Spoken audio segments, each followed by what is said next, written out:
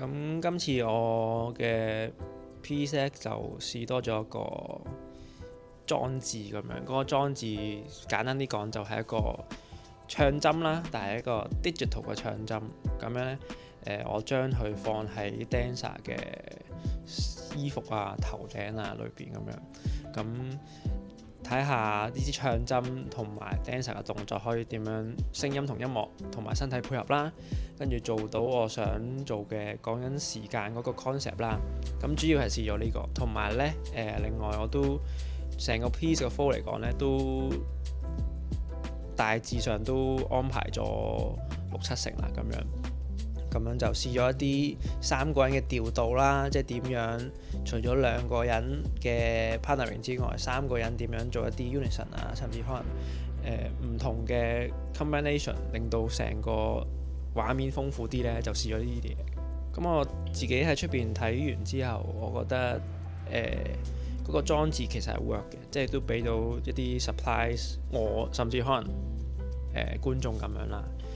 我覺得呢個係需要 keep 嘅。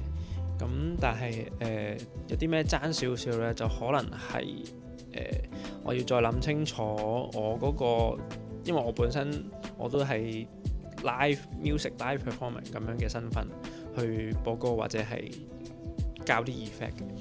咁我可以再諗清楚我呢個唱盤同埋我係可唔可以喺呢隻 piece 裏邊嘅其中一個元素呢？定係我淨係可以喺後台度做播歌佬呢？咁樣即係要諗下嘅，即係點樣可以 present 到我呢件事，定係冇呢？咁樣咁就係一啲 dancer 嘅狀態，同埋點樣去個 movement 點樣再調整啦。因為我心目中其實 dancer 可以再有更多嘅走位啦，甚至可能唔同 pattern， 甚至可能係動作我要再多好多嘅，即係而家就偏向係一啲好 free 地啊，好 flow 緊嘅動作。咁我覺得係爭一啲